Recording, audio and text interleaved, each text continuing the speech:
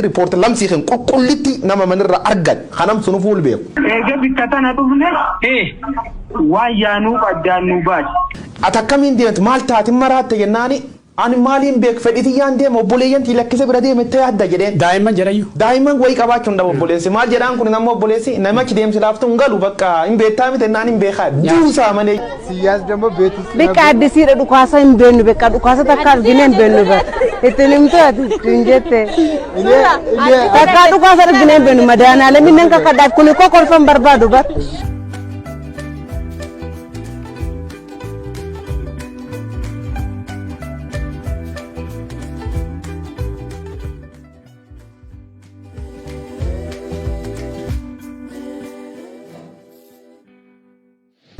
Kamtu gara lolaa kanatti geessente?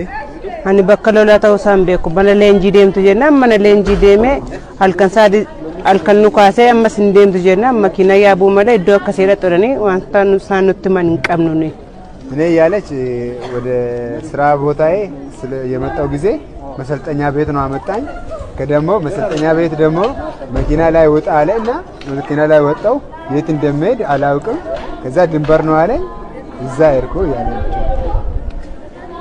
ዱካስቴታ አሪሎ ላሱን አከሚዳ ኑካስ ነቦ ኑካስ ነ ዱካስ ነ ሜሻን አከሚት ቀበምተ አከሚት ቀበምተ ደመነ ሰኔጋር እዛ እንዳለች እኔ ውጋ ውስጥ ነበር ምንም አልተኮስኩም። ሲያዝ ደግሞ ቤት ውስጥ በቃ አዲሲራ ዱካሳ hin beennu በቃ ዱካሳ takka argine hin beennu bara ittiin himtu ati hin jette. Takka ዱካሳ argine hin beennu madaanaalee minneen kakkadhaaf kuni kokolfan barbaadu bara. ምን እንዳለች ሰማ እኔ አዲስ ነኝ ani kon qabamuun ture dunu lolee keessa ture ሲጀምር ማረሚ መተኮስ አልችልም አልተማርኩም እኔ አዲስ ነኝ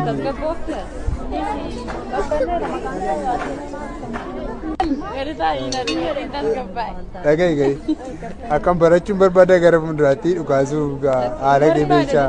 Barbaadu maatii kootti galuun barbaadin kolfiineeti maaf kofaltaa. Dargaggeessi Oromoo lakkoofsaan kutuu hin qabne dhiyootan Oromiyaa keessa guuramaa ture. Dargaggeettiin sun fedhiisiitiin duultee nuun jecha turte OBN lelaaluu dandeettanii OBN faanaan faan miidiyaan mootummaa dargaggooti sun fedhuufiitiin duultee nuun jette faanaan OBN faan miidiyaan mootummaa gaafa maqalee qabatanii laayivii achinuu gabaasa turan maqaleerra ammaan tan waraan kan keessatti manuun hirmaanne riippoortar hin qabnu adoo achi jiraanne nu yaana waraan kan uummati dhaga'uu qabaayyuu si dhaga'uu qaba beektaa waggan faana fa'a OBN faallee riippoortar nu erga naani garuu dargaggeessa Oromoo akkasiin fedhiin hin deemin keessaa viidiyoo wayii oodiyoo wayii sagalee wayii ka Oromiyaa irraa nu dhaqqabdee jira. Itti deebina isaa wamaraafuu dargaggeessi Oromoo bifa kamiin akka dirqiidhaan waraana kanatti makamaa jiru amma laalaa jirra kun amma Arsii. Communication magaalaa Asallaa irraa kan fudhanne kuni bifa kanaan gara adda waraanaatti kan ergamaati jiranii wanni guddoon maali asirratti amma namni odeessaalee na darbee irratti dargaggooti kunniin akkamiin akka walitti qabamanii gara adda waraanaatti geeffamaa jiran kaafne turre garuu gaafii guddoon maalidha amma pirezidantiin mootummaa naannoo Amaaraa Aganyoo Tashaagara akka jedhutti balaan Amaaraatti dhufaa jiru bala Itoophiyaatti dhufaa jiru jedhe. How? Fakkeenyaaf Oromooni gaafa naannoo Somaalee irraa miileenaan buqqa'u Amaarri nu duuleera fakkeenyaaf akka jechuun sabi kamtu nu duule. Amaarumti Oromiyaa keessa jiru kuni shilingii beesee takka kennee jira. Yaa warraan fakkiin sana never. Lammeessoo beeki gaaf sanas Oromoo ka buqqise sirna wayyaanee fi garee abdii ileeti malee uummati Somaalee diinan turre ammallee diina miti uummata gosa tokkooti Oromoof Somaaleen lammeessoo immoo inni darbillee kaaseera uummanni Itoophiyaadha Amaarri illee haa ta'u Amaarri daangaa yookiin ristiidhaaf lolaa jennu uummata Oromootiif Gaambeellaaf Somaaleef Sidaamaaf Affaariif ummati Tigraay diina ta'e ummati Amaaraa akkamiin michuu ta'a jechuun fira ta'a jechuun impaayera tokko keessa jira biyya tokko keessa jira ummata waliin jiraatee waggaa meeqa biyya walii qooddatee mootummaa wajjin qooddatee waa meeqa wajjin qooddachaa waggaa dhibba waliin turedha. Tigreen diina taatee dargaggeessa Oromoo tokkoof Amaarri akkamitti michuu ta'a jechuun fireendii ta'a. The question is maal seeta sistamii otoritiraaniin sammuu nama jijjiiruu hin dandeetti. Uummati Itoophiyaa kun keessaa harki olaanaan baratee amma iskuulii yaa'u seenedha malee ignorant majority baay'ata dhuga dubbachuuf jechuun maatii isaallee woosh kabaratelleeni deceive godhuu dandeetti. Maal jennaan uummati hiyyeessa benefitii xiqqoo buddeen bitteef ennaani bittaan namna mijjeessu jira. Buddeen farsoo nama akkasii jiredha bakka wayii dhagaye farsoo bitteef ennaan nam sun si hiyyeessaa waan jedhan dhagaye dhuga dubbachuuf. Uummati sun akka jiraachisa wanni ati beektuuni gaaf mallas zeenaa idui warram Tigree duul kunin. Gaafas illee warri uummata keettaa uummata woosh godhu obbiti uumtana beektaa. Gaaf mallas zeenaa idui my friend. Inda keettaa miti sii kaffalanii bootta bitta. Dunkaan beessa sii baasanii jaalli tokko ammaan tanaa lubbuun jiraatu hin beeku maqaa san dha'u. Dhugaa rabbi booyee birri fudhate beeka. Gaaf mallas zeenaa idui. Bakka durgoodhaan boota. Durgoon boota. Durgoon boota birri kudhanii sadii fasii qoranii bootaa jechuudha. Gareen gaafasii maafiyummaan sun hojjettu ammallee sun ciifti jechuudha. Kanaafuu diisiif nam goota. Anam bitta anam akkami jarseet akka ilma Oromoo ta'eetiin ka dubbachuu jiru. Konfidanti laggaasxeessa tokko dubbachuu jiru. Jechuun waan ilma Oromoo ta'e dhukkubsadheetiin haasa'u. Because dhugaa jirtu waan hubadheef dubbachuu jiru. Warri kunini sobii inni karaan inni sobettiin ittiin si nyaachifni hin jira jechuudha. Dhageetta halee tanaan itti dabarra oduu sun itti dabarra. Gaazexeessa EBC tokko hin qabatta. Halee ati waan asumatti ansi dargee ajaa'ibaan najjeessa. Ufin deemanii bitaa uummata mataa'idha nam woosh am sadarkaa sun nam woosh ta'e ammaan tana waraana gatiin qabna kana deeme du'a injiru enne irrenne duuba ammoo garuu dargaggeessa Oromoo haali ittiin sossobanii warri erga ture mee dhageenya ka deemnu Abrahaam. Okay, fayyadamne deemna. Hello. Atinge. Amman tana ni atan jani. Me dafaadha. Ati kamitti deemtee jee arganda? Dur waltajjii taffee dhaqaa jaaniituma. Taffee nu geessanii. Intabaas Ahmadii matoorumarra nu guuree waraana nu jala godheetuma jaaja nu buuse jaajarraa halkanirraa ja'a kudhanitti nu biyaniiti. Obboon nu bareede. Eega bikka tana dhufne waan yaanuuf addaan nu baase. Intabaasii isin guure jechuudha. Edaa fedhinnaa teessanii hin qabne. Ambuleessa jaana ijoollee teenyeenyu dhiiseetiin kophaatti akkasitti jedhu. Amma duuba ani bakka dalagaarraan jira. An dalagaarraan jira akkamittiin waan isin waasii godha duuba. Bakka ati. Akkaan jee. Lakkoofsa kiyya qabadhu afaan irratti. Lakkoofsa kiyya afaanirra qabadhu.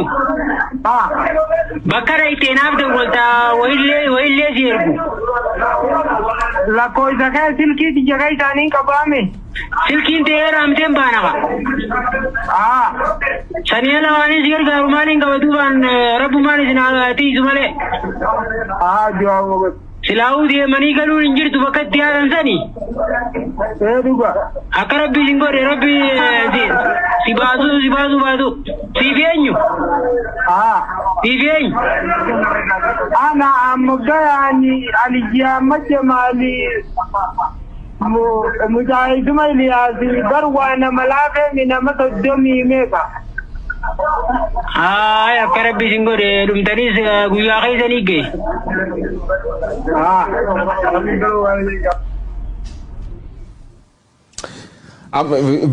Oduun kun sagaleen kunini arargerra na argame jechuun wanni achi keessatti dhageettu garas nyaatti. Garuu haasaa hiriyyaan isa taasa kanirraa yoon kofaltettellee sin kofalchiiftu beekta garas nyaatti. Wanni ammoo haasaan nama kofalcheessi. Maal jedhaani itti bilbilee mucaan ees deemuu jirtaa jennaani bakki deemni hin beennu horiyaatan jedhanii eegi qobbo dabarreen duuba waraana tasan geessan nuun jedhanii. Atakkamiin deemtaa jedhee gaafate hiriyyaan isa. Qobbo jechuun arargee baate. Atakkamiin deemtu maal taatiin maraatte jennaani ani maaliin beek fedhitiyyaan deema obboleeyyan lakkise bira deemte yaadda jedheen. Daa'imman jedhayyuu. Daa'imman wayii qabaachuun dha obboleessi maal jedhaan kun nama obboleessi namachi deemsi laaftu hin galu bakka hin beektaa miti naan hin beekaa duusaa malee jechuudha. Namni adu beeku du'a deemin jiru jechuudha. Soo biltsiginnaan sammuu dargaggeessa Oromoo akka wosh goot Abrahaam tokko itti sii dara armumirratti. Ammaan tan argit kanaan hor deemtaa jedhanii mana si fuudhanii karaarra waraana deemu kan keessatti manii jechuudha. Lafan itti dhaladde keessatti riippoortii lamsii kan qulqullitti nama manirra argan kanam sunu fuul beeku. Tokko ijoollee baadiyyaatti mucaa qabanii fidanii maal jedhanii fidan seeta mucaani nam baadiyyaa nam baratee miti. Garuu harkaa hojjechuu kan hin beeka beekta xuyyuurfa maanifa waan xixiqqoo hojjeta. Achi mucaan kun ganti keessatti hin beekame bira dhaqanii bakka xuyyuur xixiqqaa harkaa waan hojjetuuf xuyyuur si obsimnaa xuyyuur si barsiifnaa jedhaniin. Mucaan gammadee maatii nagatti dhaamatee dhufee kaampii waraanaa galchan. Mucaan arrifatee boo'ee dadhabanii maatiin boottoof jibbaatanii humnaan warri isaanii jajjabaa cabsanii achi keessa akka baasan tolcha. Mucaan kun nan baratee boorilee fula tokko dhaqqa bedanii kadhatanii. Booran keessa akka dhibisitti hima. Nam foolisii Oromiyaa keessa ture jira. Mucaan sunini armaan dur foolisii Oromiyaa gadi lakkisee dhaabbata mootummaa dhibii keessa hojjechaa ture. Dhiyoo tan ammoo kiliraansii TV wayii qaba kiliraansii baafachuu fi bulee horaa lafedhaan deema Gujii. Duraan foolisii Oromiyaa ture. Am giddaaji deemtedhanii nama dhukkubsatee ture kam kiliraansii man hojii sun iyyuu gadhiise ganne hedduu qabanii bakka giddaa jedhanii makiinaatti hin dabranii kalee du'ee jedhanii warri isaanii boo'uu jira. Kaadireen biltsiginnaa ammoo gadi baatee goototni raayyaattis biyya ilmaan hiyyeessa karaarra makiinaa walitti qabdee kaampii waraanaa galchitee footoo kaaftee mootummaan naannoo Oromiyaa loltoota makiina 10 makiina 5 Itoophiyaa baasee jedhan.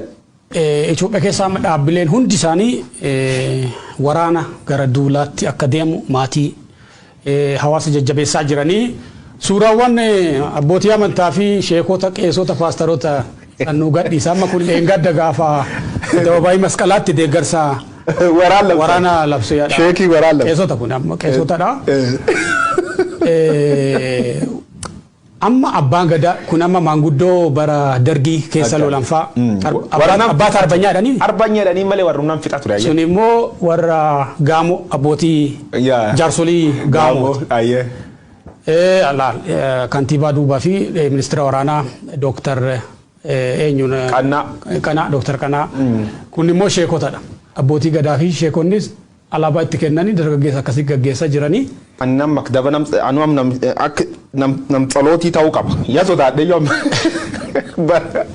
barqa yasodaa dhugumsitti maamiti barqan akkama sodaadha. Wanni kun inni isaad by the way illiitiin TPLF balleessaa hojjatte kum hojjatti. Illiitiin amma ngor akka qabta illiita doontaa warri hanga argo akka qabu kam kaadireen gara federaala jirtullee yakka hojjatte ayoo hojjatti. Yakkamtooti kun lamaan wal qabatte waliin baduu qabdi. Kan tolchuuf karaa nagaa taheen kunilleen ta'uu danda'a. Balleessuu jechuun politika keessa baasanii nam itti gaafatama tolchuu. Silaa dotaata walillee balleessanii qeessiin faan sheekiin faan maaniin faan jechuun waan amantaa dubbachuutti hin jirru amantaaf siyaasaa walitti laaqamee gargar baafachuu dadhabne. Tana confuse nu tolcha dubbachuu. Ani nama yeroo iddoo armaan durallee waan abba gadaallee gochuun warra irra jibbee wadi dubbadhee ture waan dubbarsuun namni gariin abba gadaa qeeqxa kanaan jedhullee ni jira. Of course hin qeeq abbaan gadaa is a man yoo ni yakka hojjatati yakka medhan itti mala sun cubbuun qaba. Qeessillee sheekillee nam rabbiin ol ergeetti hin dubbatina nuun jedhu yoon ta'an itti dubban. Amma maal jennaan nam war kanaan amma nam waraan labsa jechuun deemi jeesii jedhee nam labsu nama harka dhiigaa akkamii dhuftee jalseen. Kanaafuu amantaan sadarkaa kana kuftee jirti.